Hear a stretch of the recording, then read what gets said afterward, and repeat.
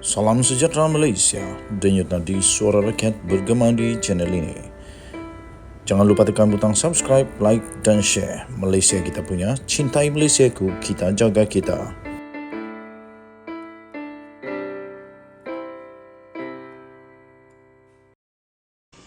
Salam sejahtera Malaysia, denyut nadi suara rakyat bergema di channel ini. Terima kasih kerana telah menonton video-video dalam channel ini. Terima kasih bagi anda yang sudah tekan butang subscribe, like dan share. Bagi yang belum, silalah tekan butang subscribe, like dan share dan tinggalkan komen anda. Berita terkini yang menggemparkan seluruh dunia. SPRM akhirnya membuat kejutan dengan keputusan terbaru yang amat mengejutkan. SPRM, buaya ekonomi, ambil kesempatan buat tuntutan palsu. Daripada malaysiakini.com. Berita penuh. Buaya ekonomi yang mengambil kesempatan membuat tuntutan palsu bagi memperolehi dana kerajaan menyebabkan golongan yang sepatutnya mendapat manfaat telah terpinggir dan ekonomi juga tidak dapat berkembang seperti yang dijangka. Demikian kata Timbalan Ketua Pesuruhjaya Operasi Suruhanjaya Pencegahan Rasuah Malaysia SPRM iaitu Ahmad Khusairi Yahaya berkata nilai integriti dilihat semakin pudar. Dalam segelintir syarikat yang dipertanggungjawabkan untuk membantu kerajaan menerusi penyaluran dana atau bantuan kepada golongan yang memerlukan.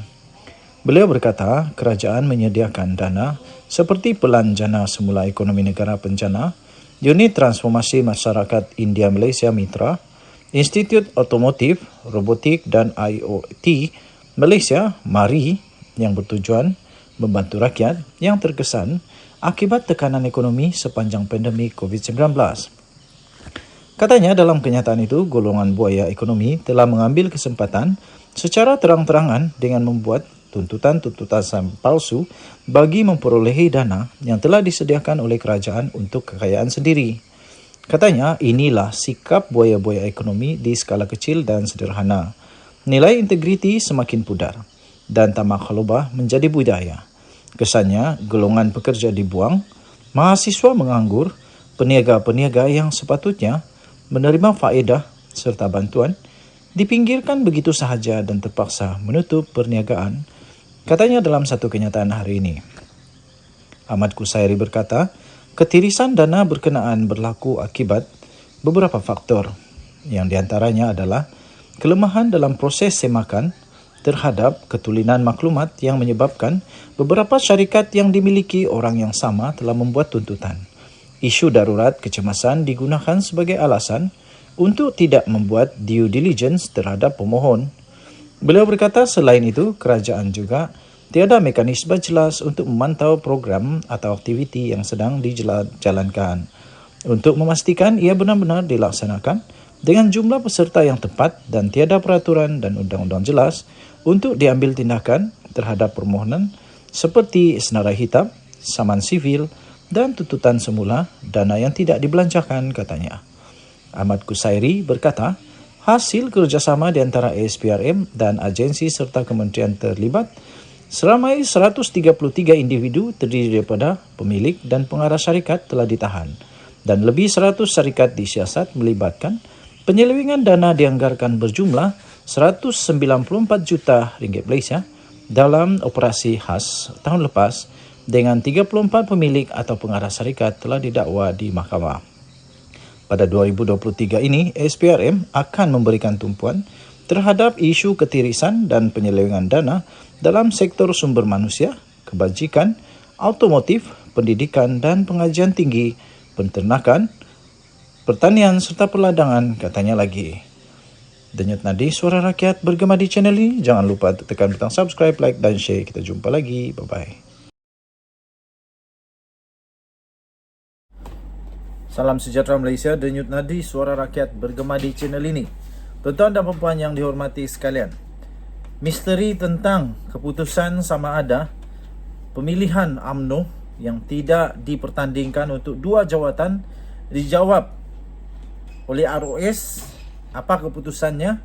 Masih lagi kita tunggu. Tetapi ada berita terbaru ini daripada Ahmad Maslan sendiri dan daripada berita yang sahih, iaitu Ahmad Maslan dan Peguam UMNO akan temui ROS. Nah, ini maksudnya memang ada kes. Memang ada perkara yang perlu diselesaikan. Okey, tapi kita berharap semoga dapat diselesaikan dengan baiklah. Saya fikir kalau tidak ada apa-apa masalah, tidak ada apa-apa kes, tak payah Ahmad Maslan atau Peguam UMNO untuk temui ROS kot. Saya fikir tiada juga masalah, tetapi mungkin ada perlu diterangkan, ada perlu clarification, ada perlu untuk penjelasan lebih jelas kepada ROS. Setiausaha Agung UMNO iaitu Datuk Seri Ahmad Maslan bersama barisan peguam parti itu akan mengadakan satu pertemuan dengan Jabatan Pendaftaran Pertubuhan atau ROS dalam waktu yang terdekat. Ahmad Maslan berkata pertemuan itu bagi membuat penjelasan tentang perkara berhubung dengan proses Perhimpunan Agung UMNO atau PAU 2022 dan pengundian yang dijalankan secara teratur dan mengikut peraturan serta perlembagaan parti. Ahli Parlimen Pontian itu berkata, Peraturan 2.1 Persidangan UMNO menetapkan bahawa jika ada berbangkit sebarang masalah ketika persidangan, maka pengerusi tetap berkuasa untuk membuat keputusan dan keputusannya itu adalah muktamad. Katanya pemberian kuasa kepada pengerusi tetap ini adalah bagi memastikan perjalanan PAU adalah teratur, namun tidaklah terlalu mengikat perwakilan kerana matlamat Perhimpunan Agung adalah untuk membincangkan dan untuk memutuskan isu-isu berkenaan dengan dasar parti seperti mana yang diperuntukkan di bawah Fasal 8.3.1 Perlembagaan UMNO, katanya kepada BH. Beliau ditanya untuk tindakan dua ahli UMNO yang mendesak ROS untuk meneliti laporan persidangan PAU 2022 yang mengandungi usul tambahan berkaitan dengan jawatan presiden dan timbalan presiden yang tidak dipertandingkan pada pemilihan akan datang yang didakwa bertentangan dengan perlembagaan parti.